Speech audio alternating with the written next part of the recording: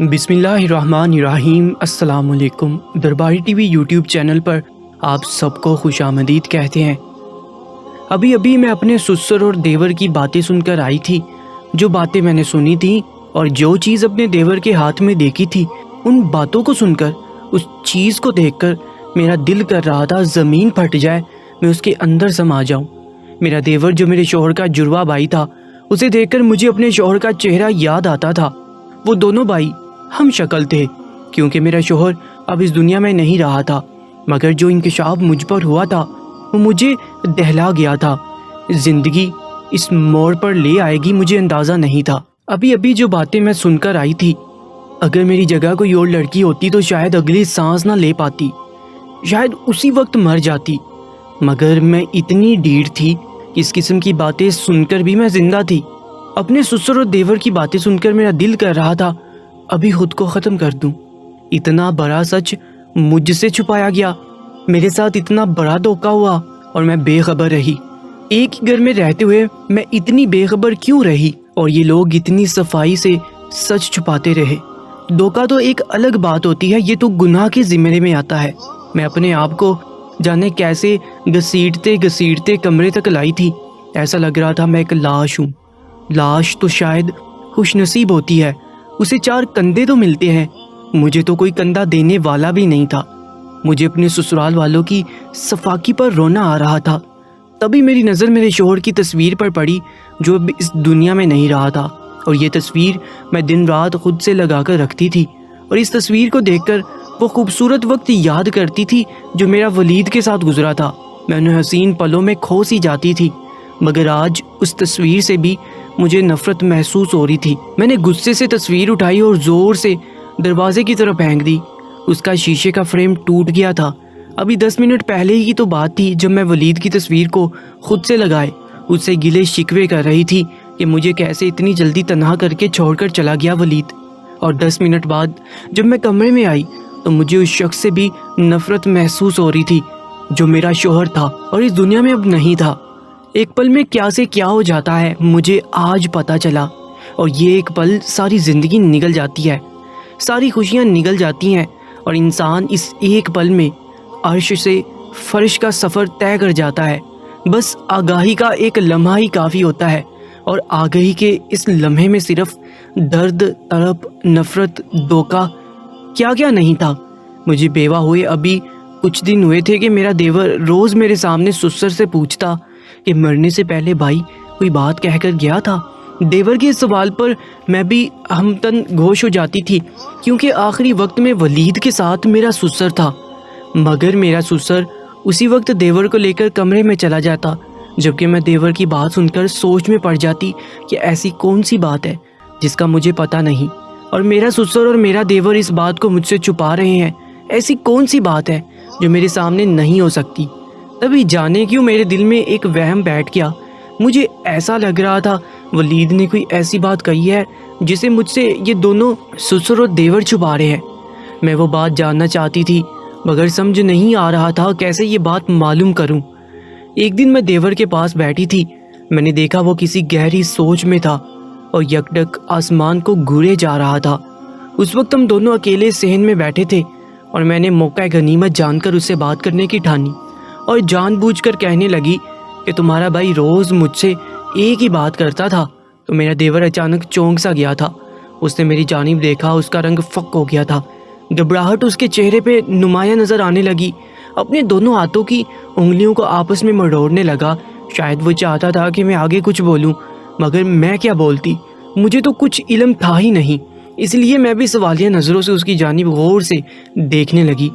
تبھی وہ اچانک ڈر کے مارے اسی وقت میرے سامنے سے اٹھ کر چلا گیا۔ میری بات کا نہ کوئی جواب دیا اور نہ ہی کچھ پوچھا۔ مجھے لگا کہ شاید اس نے سنا بھی تھا کہ نہیں۔ وہ جلدی سے سسر کے کمرے میں چلا گیا، میں بھی دبے پاؤں اس کے پیچھے چلی گئی۔ جب کمرے میں جھانکا تو چیخ نکل گئی کہ میرے دیور کے ہاتھ میں میرا وہ لاکٹ تھا جو میں نے اپنی شادی کی رات اپنے شوہر کو تحفہ کر کے دیا تھا، اور بعد میں ولید ہمیشہ بولتا تھا کہ وہ لاکٹ گم ہو گیا۔ اب یہ لاکٹ میرے دیور کے پاس کہاں سے آیا؟ اس کا مطلب تھا میری شادی کی رات میرے کمرے میں میرا شوہر نہیں بلکہ میرا دیور تھا۔ مجھے لگا آسمان آ کر میرے سر پر گرا ہو، یا زمین میرے قدموں کے نیچے سے کھینچ دی گئی ہو۔ نہیں، شاید یہ میرا وہم تھا۔ ابھی میں خود کو تسلی دے رہی تھی اور جو بات وہ بول رہا تھا اسے سن کر میری چیخ نکلتے نکلتے رہ گئی۔ ایسے کیسے ہو سکتا ہے؟ میں نے اپنے چہرے پر ہاتھ رکھ لیا۔ میں پوری بات سننا چاہتی تھی اور جیسے جیسے وہ بولتے جا رہے تھے میرے اوزان خطا ہوتے جا رہے تھے۔ میں خود کو گھسیٹتی ہوئی اپنے کمرے میں چلی گئی اور اپنی بدقسمتی، اپنی بربادی، اس شخص کی کم ہمتی، بے وفائی اور دھوکے پر روتی رہی۔ مجھے اس گھر کے ایک ایک شخص سے نفرت محسوس ہو رہی تھی۔ دل کر رہا تھا ڈوب کر مر جاؤں۔ در حقیقت ڈوب کر تو میرے سسرال والوں کو مرنا چاہیے تھا، مگر انہیں تو جیسے کسی بات سے کوئی فرق نہیں پڑ رہا تھا۔ میرا دل کر رہا تھا خود کو ختم کر دوں اور یہ قصہ تمام کر دوں، مگر میں حرام موت نہیں مرنا چاہتی تھی۔ تبھی میرے اندر سے سوال اٹھا، تو کیا حرام زندگی گزار سکتی ہوں؟ اپنی اندر سے اٹھتے سوالوں سے میں سخت پریشان ہو گئی تھی۔ مجھے سب یاد آ رہا تھا جب میری شادی ولید سے ہو رہی تھی۔ میرا نام ماہم ہے۔ میں اپنے والدین اور 3 بھائیوں کی اکلوتی بہن تھی۔ سب مجھ سے بہت محبت کرتے تھے۔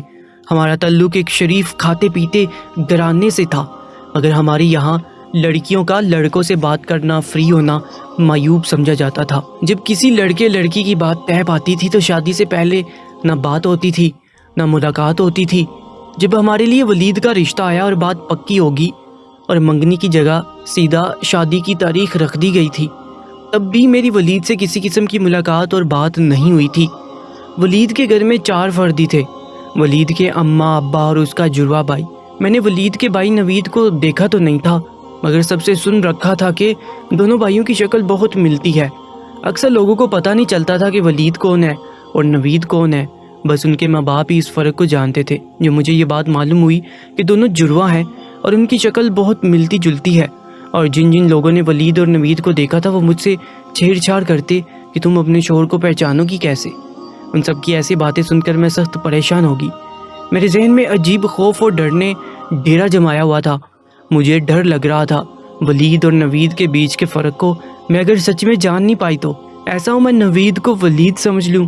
اور اسی ڈر کا ذکر میں نے اپنی امی سے کیا تو امی ہنسنے لگی اور بولی، پگلی تم خواہ میں ڈر رہی ہو، دنیا میں کتنے ہی ایسے لوگ ہیں جو جڑواں ہوتے ہیں، کیا وہ شادی نہیں کرتے؟ بیوی شوہر کے بہت قریب ہوتی ہے، وہ جان جاتی ہے کہ میرا شوہر کون ہے۔ ایسے فضول کے خدشے دل میں مت پالو۔ ولید بہت اچھا سلجھا ہوا لڑکا ہے، اچھی جاب ہے اس کی، پڑھا لکھا سوبر لڑکا ہے۔ مجھے تمہارے باپ اور تمہارے بھائیوں کو ولید بہت پسند آیا۔ تم جانتی تو ہو کبھی کسی ایک لڑکے میں ہم سب کا اتفاق نہیں ہوتا تھا۔ تمہارے بھائی کو کوئی لڑکا پسند آتا تو تمہارے باپ کو ان میں کوئی نہ کوئی خامی نظر آ جاتی تھی۔ اب تم ریلیکس ہو جاؤ، سارے خدشے اپنے دل اور دماغ سے نکال دو اور خوشیوں کے ساتھ اپنی نئی زندگی کی شروعات کرو۔ یہ امی سے بات کر کے میں کافی ریلیکس ہو گئی، مگر مجھے معلوم نہیں تھا آگے چل کر میرا یہ خدشہ صحیح ثابت ہونے والا تھا۔ میں اب اپنی شادی کی تیاریوں میں مصروف ہو گئی تھی۔ میں نے ولید کی تصویر دیکھ رکھی تھی، مجھے ولید بہت اچھا لگا تھا۔ شادی کے انتظامات ہونے لگے، مگر سب سے پہلے ایک سادہ سی تقریب میں ہمارا نکاح ہوا اور پھر یہ سلسلہ چل نکلا۔ مایوں، مہندی، ڈھولکی اور آخری دن بارات تھی۔ اپنے گھر والوں سے جدائی کا دکھ تھا تو کہیں نئی زندگی کی شروعات۔ میں بہت خوش تھی، مگر ہولے ہولے میری خوشی پریشانی میں بدل گئی جب بارات نے آنے میں دیر کر دی۔ میرا دل کسی انجانے خدشے سے کانپ رہا تھا۔ میرے والدین کے چہروں پر بھی خوف نظر آ رہا تھا، ایسا لگ رہا تھا کہ بارات نہیں آئے گی۔ تبھی بارات آ گئی اور میں نے اپنے رب کا شکر ادا کیا اور ولید کے ساتھ رخصت ہو کر پلکوں پر خواب سجائے میں سسرال آ گئی۔ مگر اس دوران مجھے ولید کا بھائی نوید کہیں نظر نہیں آیا اور انکل، آنٹی اور ولید بھی پریشان لگ رہے تھے۔ بارات پر بھی نوید نہیں آیا تھا۔ میں اپنے حجلہ عروسی میں بیٹھی ولید کا انتظار کر رہی تھی۔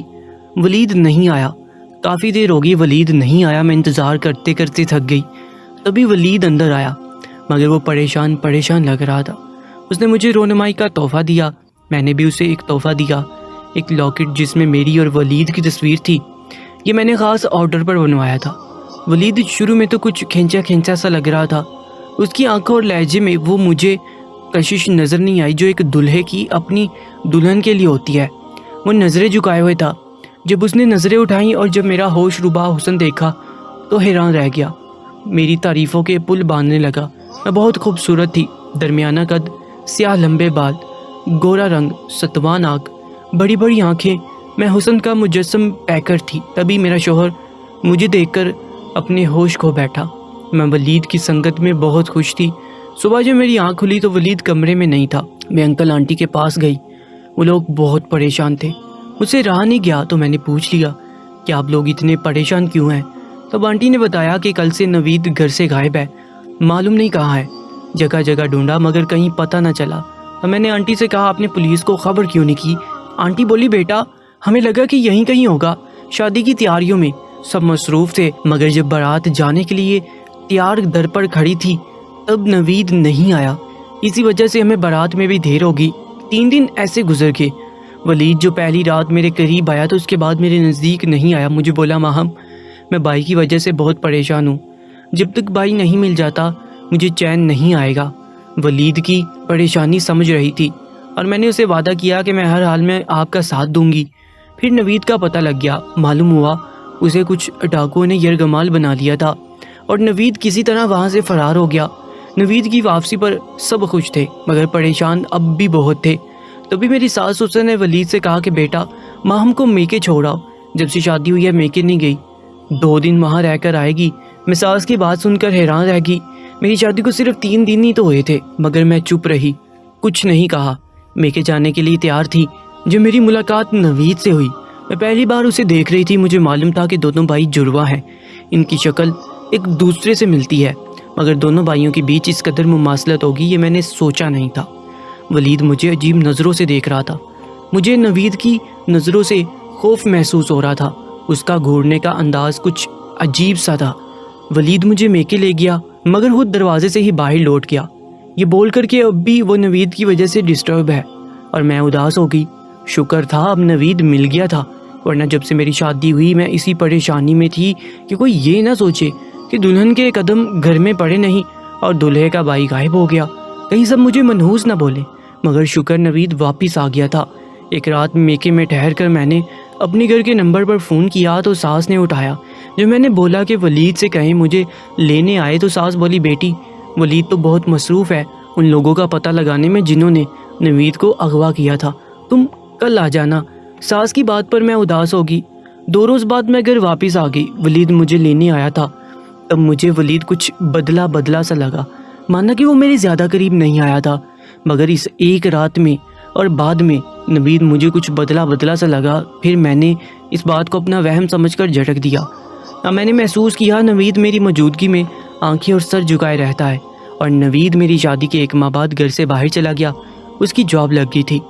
پہلے تو 1 آدھ ماہ میں گھر کا چکر لگا لیا کرتا تھا، مگر ہولے ہولے اس نے آنا بالکل بند کر دیا تھا۔ ماں باپ کو اپنے پاس بلا لیا کرتا تھا۔ جانے کیوں نوید کی موجودگی میں کمفرٹیبل فیل نہیں کرتی تھی۔ جب وہ چلا گیا میں نے سکھ کا سانس لیا۔ مجھے دونوں بھائیوں کی اس قدر مماثلت پہلے دن سے ہی پریشان کرتی ہوئی آئی تھی۔ اب میں بہت خوش تھی، مجھے ولید سے بہت محبت ہو گئی تھی، اس کے بغیر جینے کا تصور بھی نہیں کر سکتی تھی۔ میں اکثر ولید سے پوچھتی تھی کہ شادی کی رات میں نے جو تحفہ آپ کو دیا تھا آپ نے وہ کہاں کیا؟ تب سے اب تک میں نے وہ آپ کے پاس دیکھا نہیں۔ جب میں یہ سوال کرتی تھی ولید پریشان ہو جاتا تھا اور بولتا تھا مجھ سے گم ہو گئی، اور میں ہمیشہ ان سے بولتی تھی کہ آپ نے میرے دیے گئے تحفے کی قدر نہیں کی اور اسے گم کر دیا۔ تب ولید ہمیشہ بات بدل دیتا تھا اور مجھے اپنی باتوں میں الجھا دیتا تھا اور میں بہل جاتی تھی۔ وقت ایسے گزرتا گیا، ہماری شادی کو ہنسی خوشی 8 ماہ ہونے والے تھے، سب اچھا چل رہا تھا کہ اچانک ایک ایسا حادثہ ہوا جس نے سب بدل کر رکھ دیا۔ میرے دل کی دنیا اجڑ گئی تھی۔ ولید اور میرے سسر نوید کے پاس گئے ہوئے تھے اور واپسی میں ان کی کار کا بہت بڑا ایکسیڈنٹ ہو گیا، جس کی وجہ سے ولید اور میرے شوہر کو ہاسپٹل لے جایا گیا، مگر ولید کو بہت چوٹیں آئی تھیں جبکہ میرے سسر کو زیادہ چوٹ نہیں لگی تھی۔ وہ معجزاتی طور پر بچ گئے تھے، جبکہ ولید یہ دنیا اور مجھے چھوڑ کر ہمیشہ کے لیے چلا گیا۔ یہ صدمہ میرے لیے بہت بڑا تھا۔ کیسا محسوس ہوتا ہے جس شخص کے بغیر آپ جینے کا تصور بھی نہ کریں اور اچانک وہ آپ سے جدا ہو جائے۔ 2 دن تک تو میں بے ہوش رہی، تھوڑی دیر ہوش آتا تو چیخنے چلانے لگ جاتی تھی۔ ڈاکٹر مجھے آرام کا انجیکشن لگا کر دوبارہ بے ہوش کر دیتے تھے۔ شادی کے محض 8 ماہ بعد میرا شوہر مجھ سے بچھڑ گیا تھا۔ میں بیوہ ہو گئی تھی، ہمارا ساتھ 1 سال کا بھی نہیں تھا، اتنا کم ساتھ لکھا تھا ہمارا۔ دکھ، تکلیف، جدائی سب نے مجھے بری طرح توڑ کر رکھ دیا تھا۔ सब मेरी दिलजोई करते, मुझे समझाते थे, मगर मुझ पर किसी की तसल्ली दिलासे कुछ असर नहीं कर रहे थे। मेरी सास का हाल भी मुझसे कुछ अलग ना था। सब घर वाले गम से निडाल थे। वलीद की जवान मौत हम पर क़यामत बन के टूटी थी। फिर मैं इद्दत में बैठ गई थी। मैं सारा दिन वलीद की तस्वीर सीने से लगाए रखती थी। ये तस्वीर हमारे बारात वाले दिन की थी, जिसमें वलीद मुस्कुरा रहा था।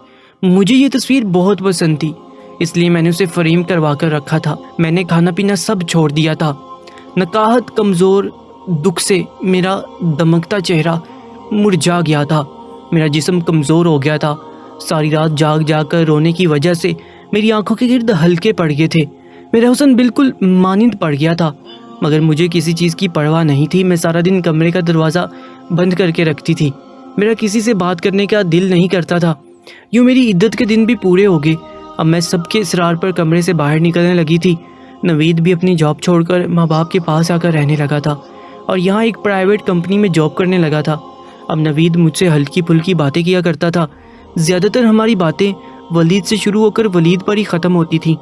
कुछ वक्त मज़ीद गुजरा तो अब नवीद रोज़ मेरे सामने सुसर से पूछता था कि मरने से पहले भाई कोई बात कह कर किया था, तो अंकल उसी वक्त नवीद को लेकर कमरे में चला जाता, जबकि मैं नवीद की बात सुनकर सोच में पड़ जाती कि ऐसी कौन सी बात है जिसका मुझे पता नहीं।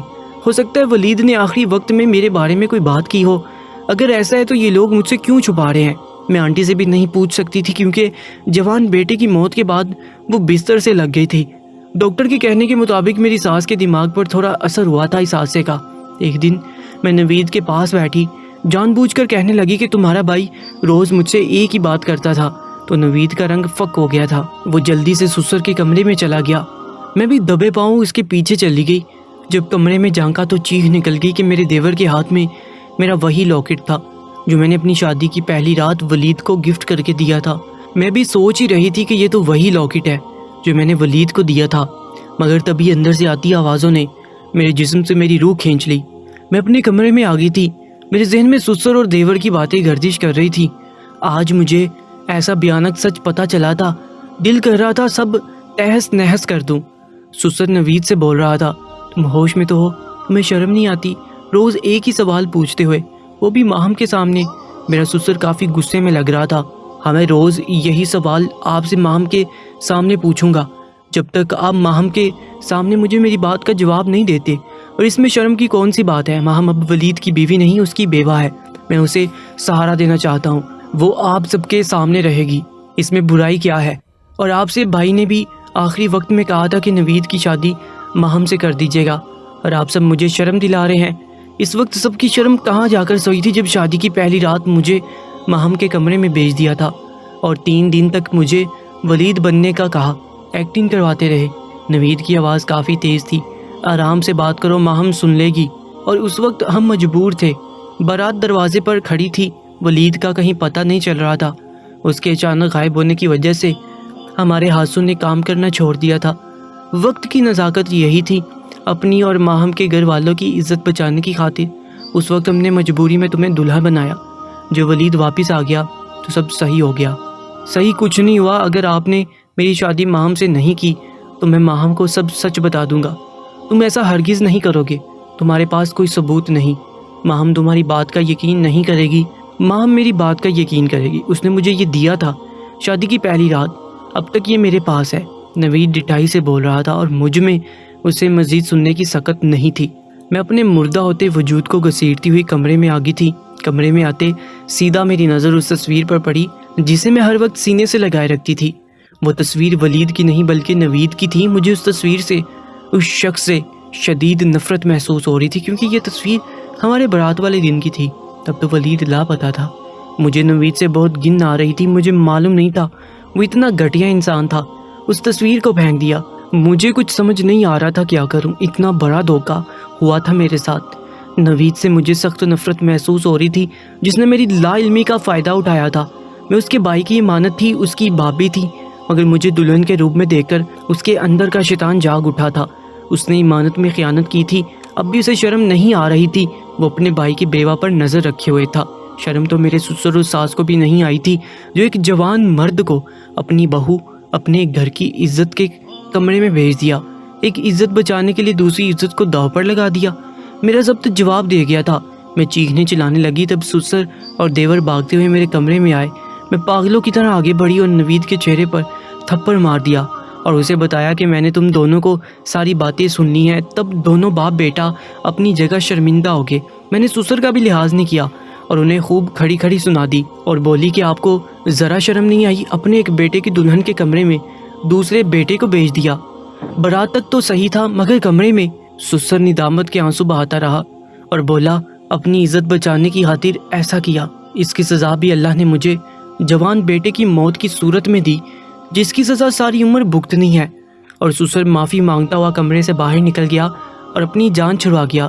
میرے سوالوں کے جواب نہیں دیے اب نوید معافی مانگنے لگی اور بولا میں اس نیت سے ہرگز نہیں آیا تھا، مگر تمہارا ہوش روبا حسن دیکھ کر شیطان مجھ پر غالب ہو گیا۔ اس کے بعد میں بہت شرمندہ تھا۔ احساس جرم مجھے اندر ہی اندر کھا رہا تھا، تمہارا سامنا نہیں کرتا تھا۔ ولید بھائی شروع میں تو ہم سب پر بہت ناراض ہوئے کہ میرے بغیر رخصتی کی، مگر ابا نے انہیں سمجھایا کہ اس وقت ہم پریشان تھے، اپنی عزت بچانے کے لیے یہ قدم اٹھانا پڑا۔ ماہم تمہاری دلہن ہے، ماہم کے دل میں کوئی شک نہ جنم لے، اس لیے نوید کو تھوڑی دیر کے لیے کمرے میں بھیجا اور کہا کہ ماہم کو سمجھاؤ کہ میرا بھائی لاپتہ ہے، اس وجہ سے میں بہت پریشان ہوں۔ تب جا کر ولید کا غصہ کم ہوا۔ جو تم میکے سے واپس آئی تو ولید ہی تمہیں لینے آیا تھا اور میں تب سے خود کو تم سے دور رکھے ہوئے تھا، اور بھائی کو مجھ پر بہت اعتماد تھا کہ میں آپ کے کمرے میں تو آیا مگر کوئی غلط حرکت نہیں کی آپ کے ساتھ۔ یہی بات مجھے مزید شرمندہ کر دیتی تھی۔ میں خود سے نظریں نہیں ملا پا رہا تھا، مگر اب جب بھائی اس دنیا میں نہیں رہا میں اپنی غلطی کا ازالہ کرنا چاہتا ہوں۔ بھائی کی بھی یہی خواہش تھی، تو انہوں نے آخری وقت میں ابا کو کہا تھا کہ ماہم کا خیال رکھیے گا، اس کی شادی نوید سے کر کے اسے اپنے پاس ہی رکھیے گا۔ نوید سر جھکا کر اپنے جرم کا اعتراف کر رہا تھا۔ وہ پشیمان تھا مگر میں اسے کبھی معاف نہیں کر سکتی تھی۔ اس کے ساتھ شادی تو دور کی بات تھی۔ میں نے فیصلہ کر لیا تھا کہ میں واپس میکے جاؤں گی۔ میرے بھائی مجھ پر جان چھڑکتے تھے، وہ چاہتے تھے میں واپس گھر آؤں، مگر میں نے ہی ولید کی محبت میں یہاں رہنے کا فیصلہ کر لیا۔ میرے والدین اور بھائیوں نے میری دوسری شادی بھی کروا دی۔ میرے 2 چھوٹے بچے بھی ہیں، مگر دل اب بھی دکھتا ہے۔ نوید نے بھی اپنا گھر بسا لیا اور اپنے بیوی بچوں کے ساتھ خوش ہے، مگر جانے کیوں میں کبھی اندر سے خوش نہیں ہو پائی۔ پرانی باتیں مجھے نہیں بھولتی۔ جب جب میں اپنی زندگی میں خوش ہونا چاہتی ہوں، جانے کہاں سے میرا ماضی آ کر میرے سامنے کھڑا ہو جاتا ہے۔ ولید کے ساتھ گزرا خوبصورت وقت یاد کرتی ہوں تو شادی کی وہ پہلی بھیانک رات یاد آ جاتی ہے جب نوید نے میری بے خبری کا فائدہ اٹھایا۔ یہ بات میں کبھی نہیں بھول سکتی۔ میں نے آج تک اس بات کا علم ذکر کسی سے نہیں کیا۔ اگر اس بات کا کسی سے ذکر کرتی تو میری بدنامی ہوتی، سب مجھ پر ہی انگلی اٹھاتے، اس لیے میں نے یہ سارے راز اپنے اندر ہی دفن کر دیے۔